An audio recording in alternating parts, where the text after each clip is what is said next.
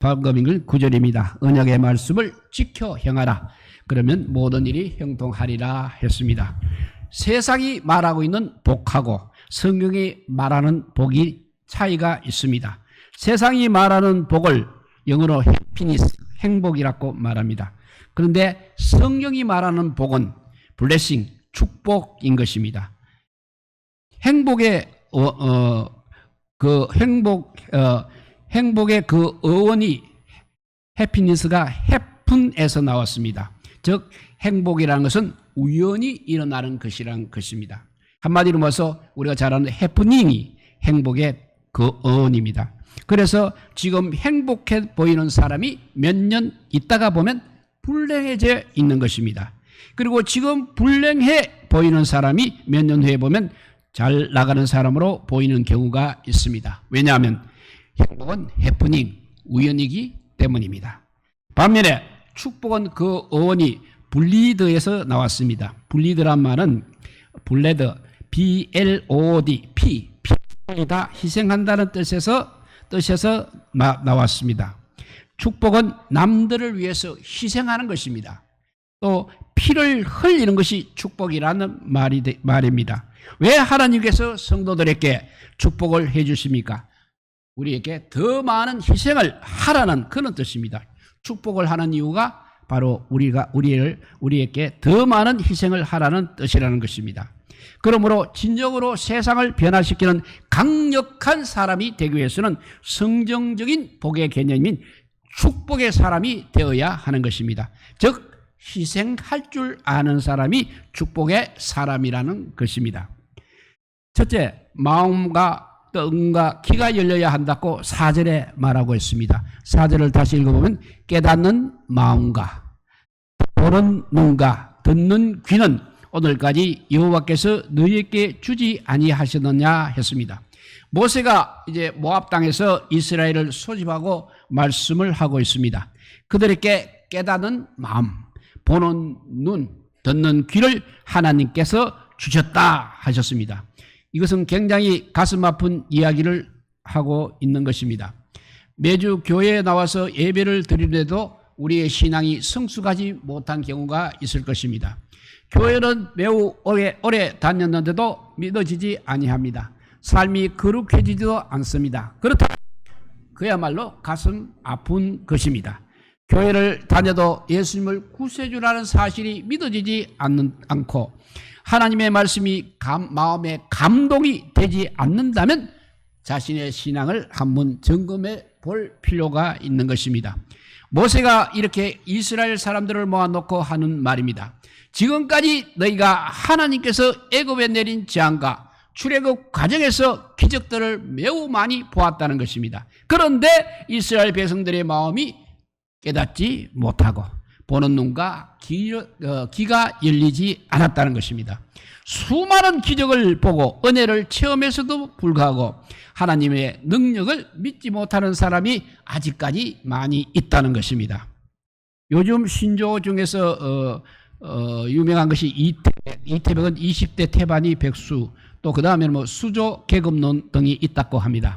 여기서 수조 계급론이라는 것은 부모의 힘, 배경, 재산 등이 이세에게 대물림 되는 것을 두고 금수저라든지 은수저, 심지어 동수저, 흑수저라는 등급이 매겨져 있는 것을 말하고 있는 것입니다. 인터넷상에 떠드는 수저 계급론에 따르게 되면 이렇다고 합니다. 금수저는 그래도 자산이 20억 이상 또는 연수입이 2억 원 이상인 가구가 속하고, 은수저는 자산이 10억 원 이상 또는 연수입이 8천만 원 이상 가구, 동수저는 자산이 5억 원 이상 연수입이 5,500만 원 가구라고 합니다. 흑수저는 자산이 1억 원인데 흑수저에 이르지 못하는 사람들은 또 그 밑에 플라스틱 수저라는 최하위의 계급으로 불리운다고 합니다. 이러한 기준들은 하나님을 떠난 사람들의 기준인 것입니다. 마음과 눈과 귀가 하나님의 말씀에는 닫혀있는 관점에서 평가하고 있는 것입니다.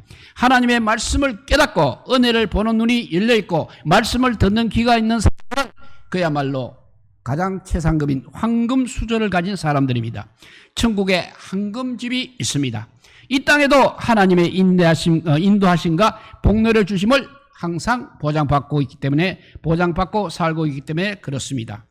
그래서 고린도후서 4장 4절에 보면 그 중에 이 세상의 신이 믿지 아니하는 자들의 마음을 혼미하게 하여 그리스도의 영광의 복음의 강체가 비치지 못하게 함이니 그리스도는 하나님의 형상이라 했습니다. 이 세상의 신은 마귀입니다. 마귀들이 믿지 않는 사람들의 마음을 혼미하게 하여 복음의 강체가 비추지 못하게 하고 있다는 것입니다. 사람들의 마음이 어두워져서 생명의 빛이 되신 예수님을 믿지 못하게 된다는 것입니다. 어둠의 영이 사람들의 마음에서 하나님을 경외하는 마음을 빼앗아가고 있다는 것입니다. 인간의 고귀한 심성, 서로 사랑하고 따뜻한 인정을 나누며 살아가는 것을 사탄이 빼앗아가고 있다는 것입니다. 그리고 사람들의 마음에 욕심과 쾌락을 추구하는 그런 이기적인 우상 숭배에 빠지게 하고 있다는 것입니다. 그래서 사람들의 마음이 어두워져 있는 것입니다. 사람들의 마음에 말씀의 빛이 비추어져야 하는 것입니다. 그래서 깨닫는 마음, 보는 눈, 듣는 귀, 이가 반드시 열려져 있어야 합니다. 우리 모두에게 이런 은혜가 임하시기를 하나님의 음성이 들려지고 하나님의 은혜가 분명히 보여야 하는 것입니다. 그리고 하나님의 말씀이 깨달아지는 부드러운 마음, 좋은 밭과 같은 그런 마음이 되어야 하는 것입니다. 여리고성의 기생 나압은 이스라엘을 애굽에서 건져내신 하나님에 대해서 소문으로만 들음에도 불구하고 하나님을 상천하지의 하나님이라고 고백을 하였습니다. 이런 영적인 눈이 열리고 영적인 귀가 열리고 깨닫는 마음이 있었기 때문에 그렇습니다. 그래서 2명의 정탐꾼을 숨겨주고 자기 집에 붉은 줄을 매달아서 생명을 보존하게 되는 것입니다. 나중에는 예수님의 족보에까지 이 나압의 이름이 들어갑니다. 축복의 시작은 바로 하나님의 말씀을 깨닫는 데부터 깨닫는 마음에서부터 시작이 되는 것입니다. 축복의 시작은 하나님의 말씀을 깨닫는 마음에서부터 시작이 됩니다. 그래서 진정으로 세상을 변화시키는 강력한 사람이 되기 위해서는 첫 번째가 마음, 그리고 눈과 귀가 열려야 한다고 했습니다. 두 번째는 나의 하나님 되심을 알아야 합니다. 5절을 보면 주께서 40년 동안 너희를 광야에서 인도하셨거니와 너희 몸에 옷이 낡아지지 아니하였고 너희 발에 신이 휘어지지 아니하였다 했습니다. 주님께서 40년 동안 이스라엘을 인도하셨다는 것입니다. 힘들고 어려운 광야를 통과할 때 친히 함께 하시고 보호하시고 먹여주시고 입혀주셨다는 것입니다. 그래서 옷이 낡아지지 아니했고 신이 휘어지지 아니했다는 것입니다. 이런 옷을 한번 입어보면 얼마나 좋겠습니까? 얼마나 좋은 옷이었으면 40년을 입어도 낡지가 않겠습니까? 이것은 바로 하나님의 임재하심으로 그런 일이 일어날 수 있다는 것입니다. 6절을 또 읽어보면 너희에게 떡도 먹지 아니하며 포도주나 독주를 마시지 못하게 하셨으면 주는 너희의 하나님 여호와이신 줄을 알게 하려 하심이라 했습니다. 하나님께서 이스라엘에 하는 모든 일에 이렇게 복을 주시겠다고 말씀하십니다. 이스라엘이 40년 동안 큰 광야를 두루 다녀왔습니다. 그 광야는 농사를 지을 수도 없을 뿐 아니라 물도 없는 곳이었습니다. 광야에서는 밀농사나 보리농사도 포도농사도 할 수 없었습니다. 그런 곳에서는 살아가는 자체가 매우 어려운 것입니다. 그런데 하나님께서 그런 광야에서도 부족함이 없도록 살아갈 수 있도록 하셨습니다. 그래서 날마다 하늘에서 만나를 내려주셨습니다. 고기가 먹고 싶다고 할 때는 메추라기를 한 달 동안 먹게 하셨습니다. 또 반석에서 샘물이 솟아나서 마시게 하셨습니다. 불기둥과 구름기둥으로 인도하셨습니다. 이렇게 광야 생활을 하게 하신 데에는 다 이유가 있는 것입니다. 그것은 바로 우리 하나님이 해결하여 주신다는 사실입니다. 하나님을 믿고 의지하면 먹을 것, 입을 것, 그들의 문제가 해결된다는 것입니다. 여호와께서 역사하시며 먹는 것, 입는 것이 문제가 되지 않음을 알게 하시고자 했다는 것입니다. 여호와께서 그렇게 역사하시면 먹는 것, 입는 것이 문제가 되지 않음을 알게 하시고자 했다는 것입니다. 광야와 같은 우리 인생길에서 하나님의 살아계심을 체험하는 은혜가 우리 모두에게 임하시기 바랍니다. 지금까지 지내온 인생살이에 돌이켜 보게 되면 모두 다 하나님의 은혜와 축복이었음을 고백하실 것입니다. 또 앞으로 살아가야 할 날이 많은 젊은 분들은 남은 인생 가운데 하나님의 놀라운 은혜와 축복을 맛보고 체험하시기를 축복드립니다. 하나님께서 이런 능력을 맛보게 하신 것은, 하나님께서 이런 능력을 맛보게 해주신 것은 주는 너희의 하나님 여호와인 줄을 알게 하려 하심이니라고 말씀하고 있습니다. 하나님께서 이스라엘의 하나님이심을 알게 하시고자 했다는 것입니다. 이것은 오늘날 우리에게도 마찬가지인 것입니다. 하나님은 우리의 하나님이 되시기를 원하고 계십니다. 성경 속에 하나님께서 실제로 우리 삶에서 나의 하나님, 은혜와 기적을 베풀어 주시는 하나님이 되시기를 축원합니다. 이스라엘의 하나님이 아닌 한국 사람의 하나님, 우리 교회의 하나님, 우리 가정의 하나님, 나의 하나님이 되시기를 원하십니다. 이스라엘에 3년 반 동안 비가 내리지 않아서 엄청난 가뭄이 들었던 때가 있었습니다. 이렇게 된 이유는 이스라엘이 바로 하나님을 잊어버리고 탐욕의 신이 바알을 따라갔기 때문인 것입니다. 이런 점에서 오늘 우리 역시 조심해야 할 것입니다. 하나님을 잊어버리고 탐욕, 즉 돈에 대한 욕심을 따라 살아가지 않아야 한다는 것입니다. 그러한 때에 하나님께서 엘리야 선지자에게 비를 내려주실 것을 말씀하셨습니다. 그 약속을 믿고 엘리야 선지자가 갈멜산 꼭대기에 올라가서 얼굴을 무릎 사이에 파묻고 땅에 꿇어 엎드려 기도하기 시작했습니다. 한참을 기도한 후에 자기 종에게 말했습니다. 올라가서 바다 쪽을 바라보아라. 종이 올라가서 살펴보고는 대답을 했습니다. 아무것도 보이지 않습니다. 엘리야는 종에게 7번이나 다시 가서 보게 하였습니다. 기도는 이렇게 응답이 될 때까지 하는 끈기가 있어야 하는 것입니다. 7번째 그 종이 이렇게 말했습니다. 사람 손바닥만한 작은 구름이 바다에서 올라오고 있습니다 라고 했습니다. 그리고 갑자기 하늘은 구름과 바람으로 시커멓게 되었습니다. 바람이 일어나 큰 비가 내리기 시작하였습니다. 3년 반의 대기근이 엘리야의 기도로 이렇게 해결이 되었습니다. 우리도 이런 기도의 능력을 믿어야 하는 것입니다. 우리 인생살이에 나의 힘만 가지고 되지 않습니다. 반드시 하나님의 도우심이 있어야 하는 것입니다. 오늘 이 시대의 문제는 우리가 너무 기도를 하지 않는다는 것입니다. 기도보다 항상 자기 생각이 앞서고 세상 방법이 앞서는 것이 문제라는 것입니다. 우리가 알아야 하는 것은 인생이 내 마음대로 안 된다는 것입니다. 인생이 내 마음대로 안 된다는 것입니다. 세상 만사 역시 절대로 우리 뜻대로 되지 않습니다. 우리의 능력만 가지고도 안 되는 것입니다. 그러므로 기도를 해야 하는 것입니다. 범사에 주님을 의지하고 살아야 하는 것입니다. 그것이 바로 축복의 길이라는 것입니다.